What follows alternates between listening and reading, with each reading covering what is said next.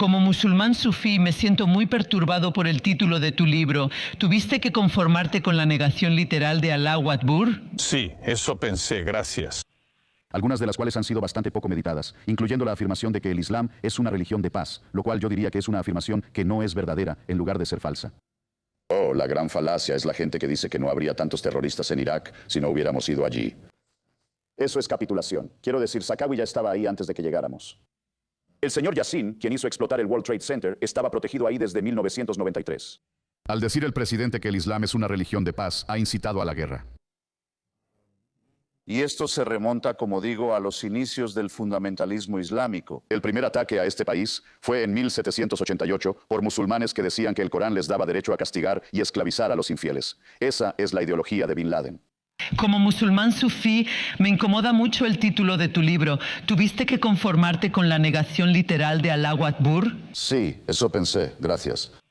En este momento me queda muy claro, la forma más tóxica que toma la religión es la islámica, la horrible idea de querer llegar a la Sharia, el estado de la ley religiosa. Y que el mejor medio para lograrlo es la yihad, la guerra santa, y que los musulmanes tienen un derecho especial a sentirse lo suficientemente agraviados como para exigir esto, creo que es una maldad absolutamente obscena, y creo que su religión es un disparate. Dios le habla a un comerciante analfabeta y señor de la guerra en Arabia, y ahí están las respuestas a todo el territorio humano. No me hagas perder el tiempo.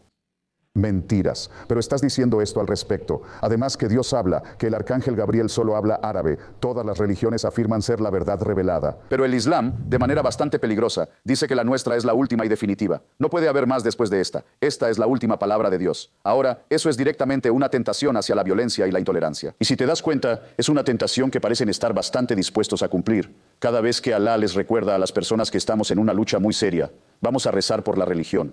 Y estamos de vuelta. Christopher, hablaste sobre la guerra civil en el Islam.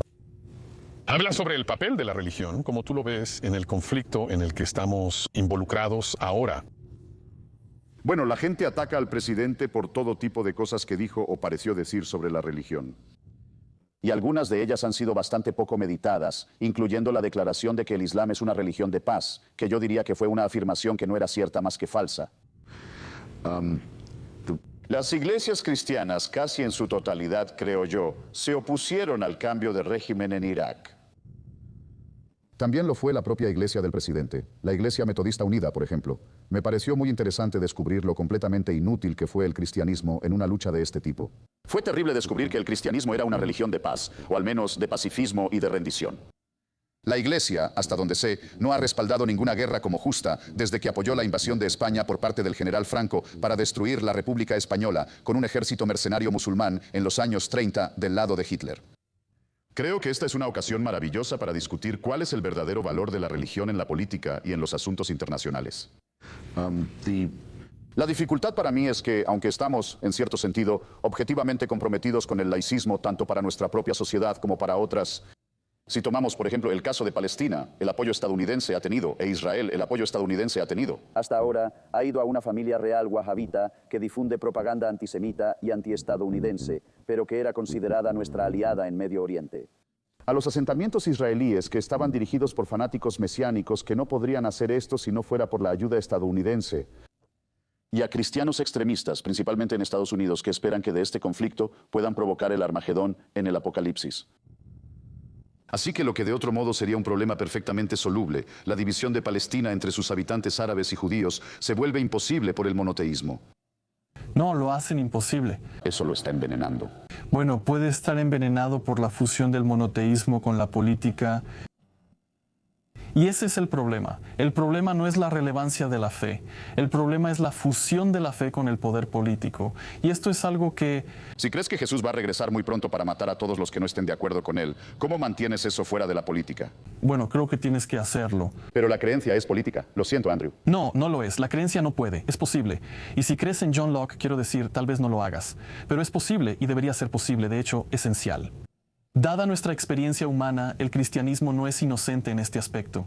En los siglos XVI y XVII hubo guerras religiosas. Mucha gente fue asesinada. Y de esa experiencia, que algunas cosas en las que puedes creer aún no son tan importantes como para que valga la pena matar a otras personas por ellas, surgió la democracia liberal. Nuestro propio sistema de gobierno surgió de la resistencia al poder de la religión en la política, absolutamente.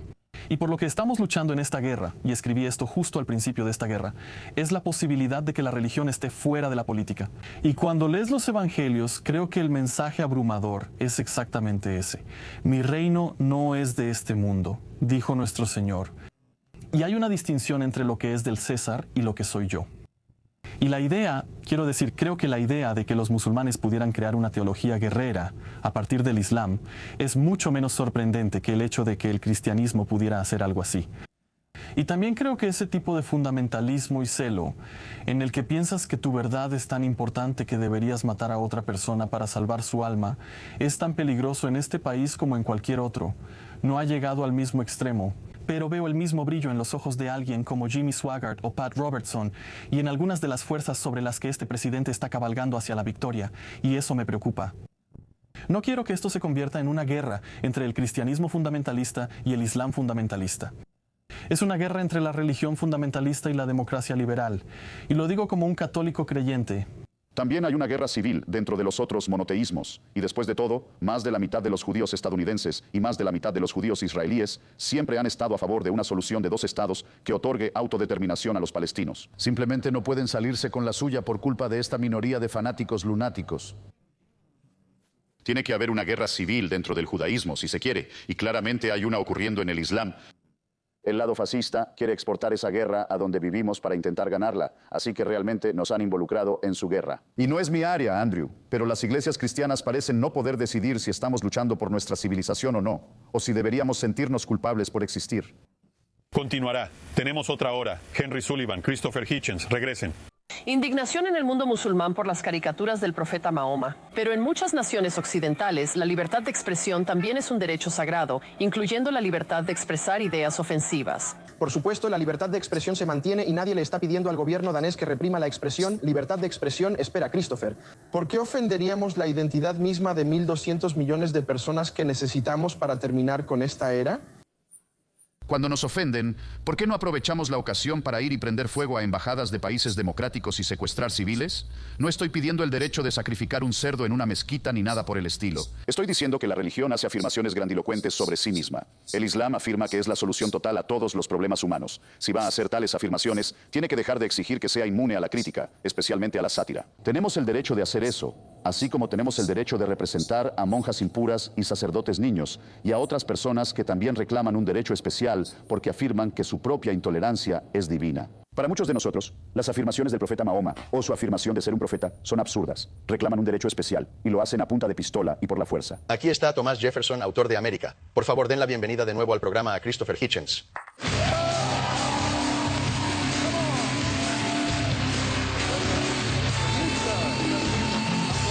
Oh, no, tú. Me da gusto verte. Welcome to the show. Es muy amable de tu parte invitarme de nuevo. El libro es Thomas Jefferson, autor de América. Vamos a hablar de eso en un momento, pero te voy a decir por qué estás aquí. Estás aquí para ayudarme. Christopher Hitchens, eres uno de los únicos hombres que ha viajado, tal vez el único hombre, que ha viajado a los 3 países del eje del mal. Sí, eso es correcto. Creo que soy el único que ha escrito desde ahí. Puede que haya habido algún diplomático que haya estado ahí. Seguro que 1 o 2 traficantes de armas sí han estado allí.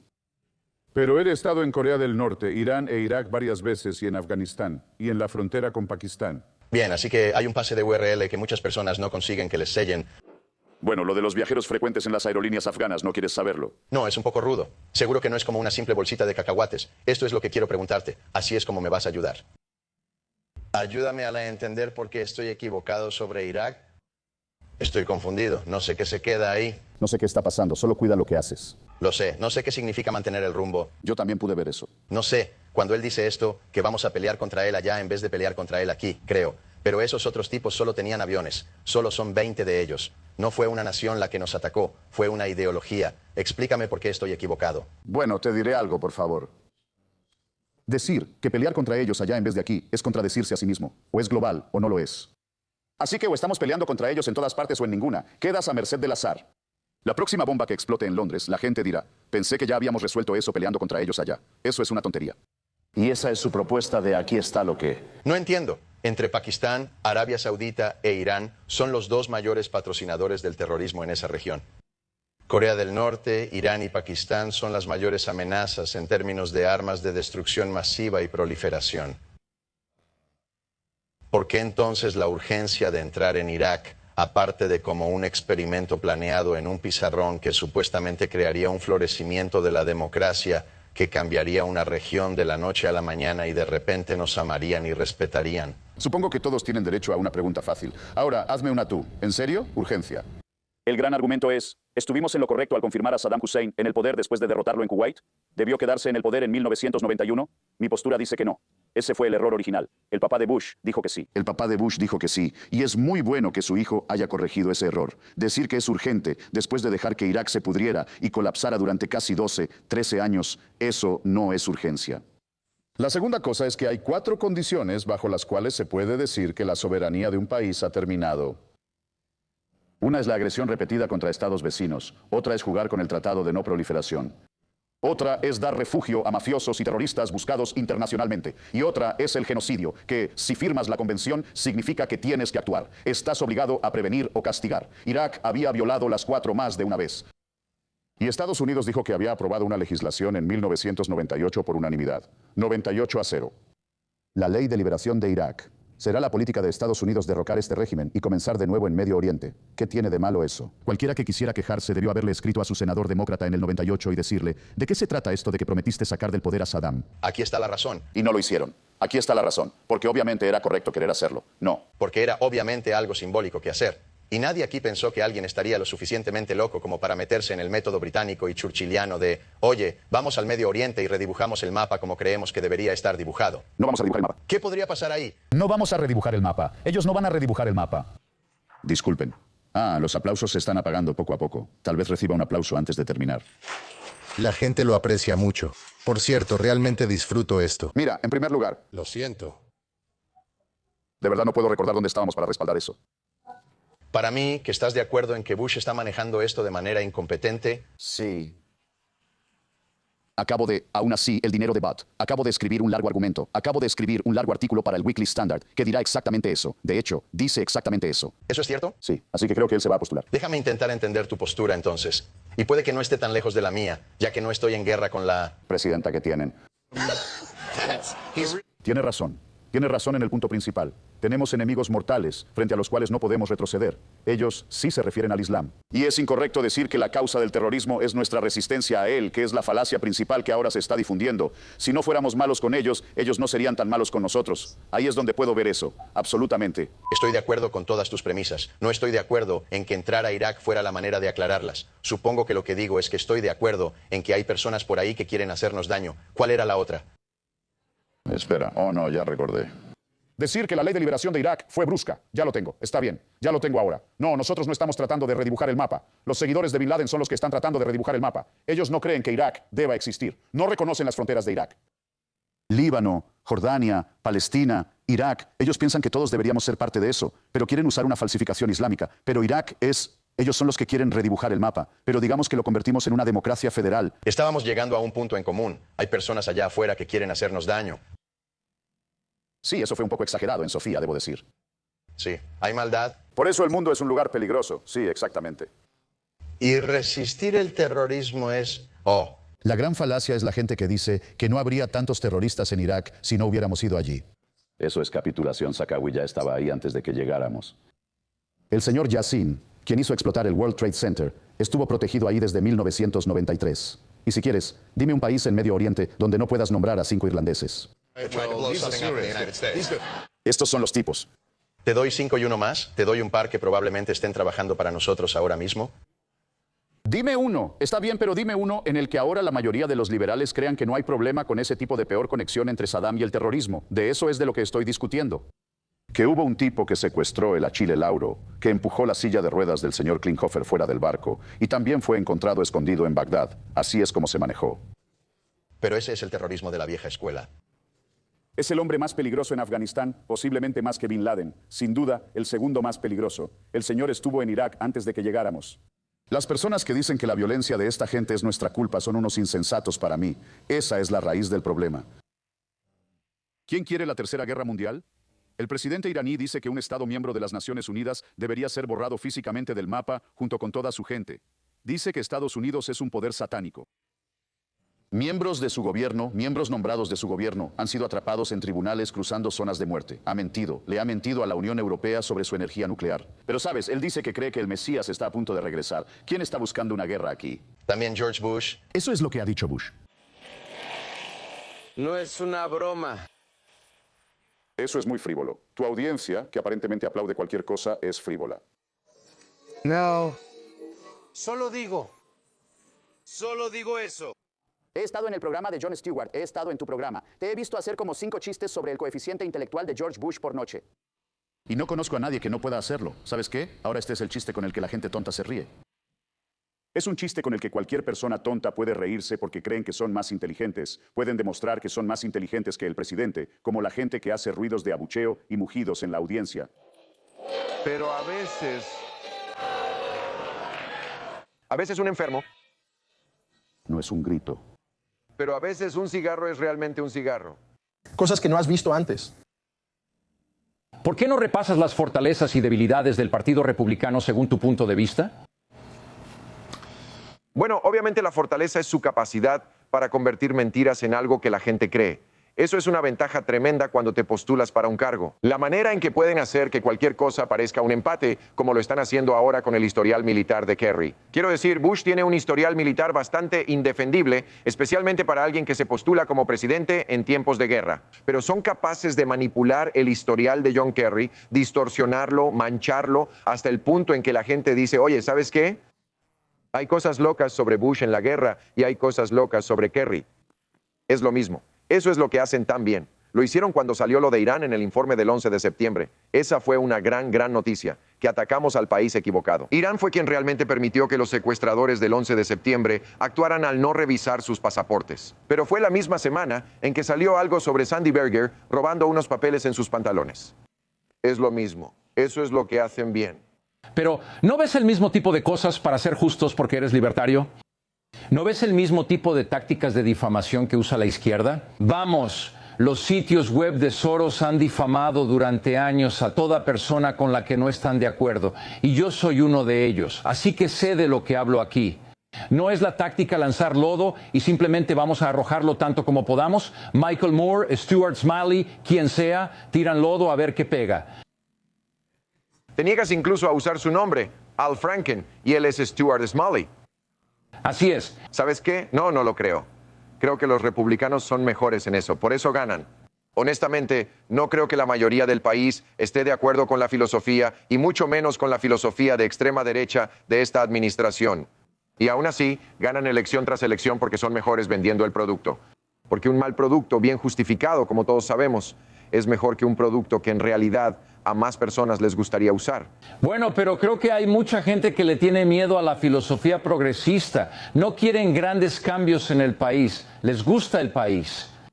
Y entienden que cosas malas pasan en la guerra y no están listos para sacrificar al tipo. Si fuera tan malo como crees, estaría 40% abajo en las encuestas, tendría 10%. Eso no es cierto. Jimmy Carter en 1980 estaba jugando una de las peores manos que un presidente podría jugar. Estaba el índice de miseria, la inflación, el desempleo, todo en cifras de 2 dígitos. Los rehenes en Irán no había sido una presidencia exitosa y aún así estaba codo a codo con Ronald Reagan hasta la última semana. La gente, estoy de acuerdo contigo, es conservadora cuando entra a la cabina de votación. Simplemente no quieren sacar al presidente en funciones, Pero vamos, el presidente Bush tampoco está en una posición muy fuerte. Y nunca he visto a un presidente que dependa más de la lentitud intelectual del pueblo estadounidense.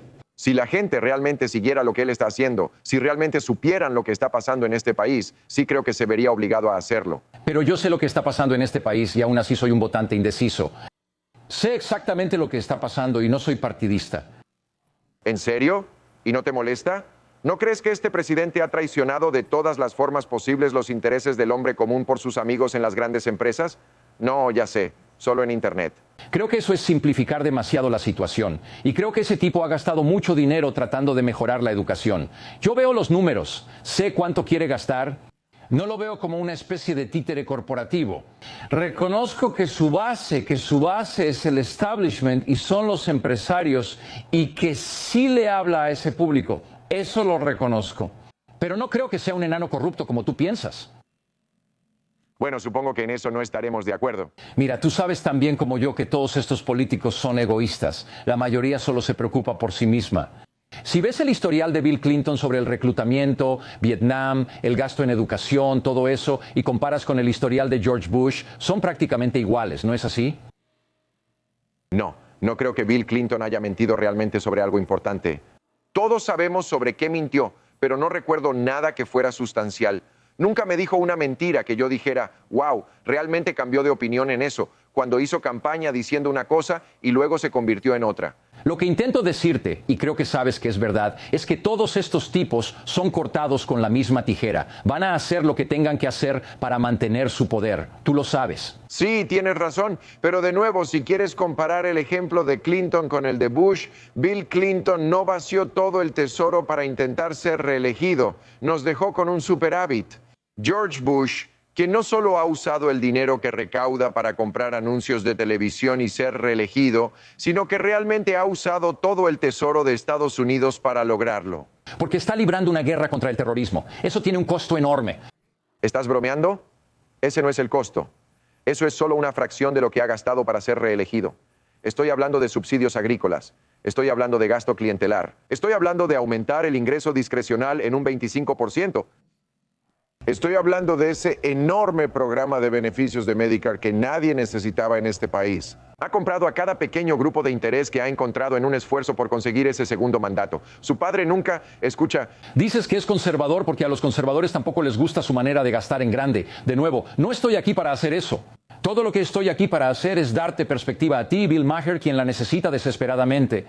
Porque parece que estás tomando el lado de los demócratas cuando te estoy diciendo que hay muy poca diferencia entre ellos. No hay diferencia entre Kerry y Bush en Irak. No hay ninguna diferencia. No hay diferencia entre Kerry y Bush en el gasto en educación, en el gasto en medicamentos recetados. No hay ninguna diferencia. Son el mismo tipo. Bueno, hay menos diferencia de la que a muchos de nosotros nos gustaría. No hay diferencia. Van a estar de acuerdo entre ellos en los debates. Bueno, de nuevo, no creo que John Kerry vaya a dar exenciones fiscales a los ricos. ¿Exenciones fiscales para qué ricos? Los ricos cargan con todo el impuesto federal sobre la renta en este país. Tú lo sabes, porque eres rico. Tú lo pagas. Sí, lo pago y con gusto lo daría. En 1788, cuando Estados Unidos apenas era un país, sus marineros eran tomados como esclavos por los estados berberiscos, los estados del Imperio Otomano en el norte de África. Trípoli, Trípoli. La costa es Trípoli. Los barcos se detenían. Sus tripulaciones eran llevadas a la esclavitud. Estimamos que entre 1750 y 1815 fueron capturados 1,5 millones de esclavos europeos y estadounidenses. Jefferson y Adams fueron con su embajador en Londres y le dijeron, ¿por qué nos hacen esto? Estados Unidos nunca ha tenido ningún conflicto con el mundo musulmán. No participamos en las cruzadas. No estuvimos en la guerra en España. ¿Por qué le hacen esto a nuestra gente en nuestros barcos? ¿Por qué saquean y esclavizan a nuestra gente? Y el embajador respondió muy claramente. El señor Abdulrahman dijo, porque el Corán nos da permiso para hacerlo, porque ustedes son infieles, y esa es nuestra respuesta. Y Jefferson dijo, bueno, en ese caso enviaré una armada que aplastará su estado, lo cual hizo. El fundamentalismo islámico no es creado por la democracia estadounidense. Es una mentira decir eso, es una mentira masoquista, y eso justifica a aquellos que son los verdaderos criminales y nos culpa a nosotros por los ataques que se cometen. Señor Marajata, si me permite decir esto, no querré decir nada más en este programa. Lo que el señor Galloway acaba de decir es completamente falso. El señor Galloway muestra mejores modales cuando está en Los Ángeles que los que exhibe, digamos, en Siria, en la televisión estatal, cuando elogia a los mártires y a los yihadistas y las aproximadamente 150 operaciones que llevan a cabo cada día en Irak. Él va allá para agitar las cosas y luego viene aquí a decirnos, cuidado, están siendo desagradables. Eso, creo yo, es vergonzoso. Vaya, eso es lo que es Arafat. Y luego me parece a mí, no sé si a ti también, que el señor Bin Laden es un tipo único en su clase. No creo que haya 10,000 personas como él. ¿Y si son clones de él? Supongamos que hay tantos clones. ¿De dónde viene él? ¿Qué hizo la política estadounidense para que él declarara la guerra a... Eso me asombra. Fueron los Estados Unidos quienes inventaron a Bin Laden. Lo enviaron a Afganistán, le dieron dinero y armas. Jimmy Carter y Ronald Reagan, el presidente que estaba siendo elogiado por tu interlocutor hace un momento, pero también criticado. Ronald Reagan financió a Bin Laden. Eso me dice que ni siquiera pudieron reunir a 19 personas que quisieran ir a una misión suicida. Como digo, una cosa es que nos odien. Es otra cosa, ¿cuántas personas puedes conseguir que actúen? Y me preocupa que esta guerra en Irak sea el problema porque es un ejército cristiano en Irak. ¿Por qué les preocupa quedarse sin suicidas? Ciertamente no se están quedando sin suicidas en Irak. Lo que has anunciado es preocupante en Irak. No, en Irak. No, la gente, ahora tienen tanta gente dispuesta a ser suicidas que lo que escuchas es que no solo hay una persona en el vehículo que conduce los explosivos, sino que también tienen a otra persona junto a ellos porque tienen, y dijeron que pusieron a una persona con síndrome de Down. ¿Alguien va de copiloto? Mandaron a una niña con síndrome de Down con una mochila para que entrara tambaleándose a una casilla electoral. Bueno, eso es todo. Ahora odio eso. Antes tenía mis dudas sobre los atentados suicidas, pero ahora ya no. No se van a quedar sin ellos. Por cierto, lo que debieron haber hecho es consultar la postura israelí y la línea talmúdica sobre esto, porque habrían descubierto que por cada 72 vírgenes que reciben en el paraíso, también reciben 72 suegras. Así que quizás se le está haciendo una broma. Quizás al final, tu preocupación de que se queden sin asesinos suicidas estará justificada. Está bien, pero ¿deberíamos negociar con terroristas? George Bush dijo hace un tiempo. Dijo que no hay manera de hacer la paz con aquellos cuyo único objetivo es la muerte. Y yo diría que su objetivo no es la muerte. La muerte es su método, como lo es para cualquiera en una guerra. Y según nuestra propia definición de terrorismo, que es matar civiles a propósito, Estados Unidos ha sido terrorista. Matamos a propósito a muchos civiles en Hiroshima y Dresde. Tenemos años de historia en Europa negociando con varias organizaciones terroristas. ETA, las Brigadas Rojas, pero esas eran organizaciones que tenían demandas específicas, tenían solicitudes territoriales concretas y había un marco en el que se podía negociar.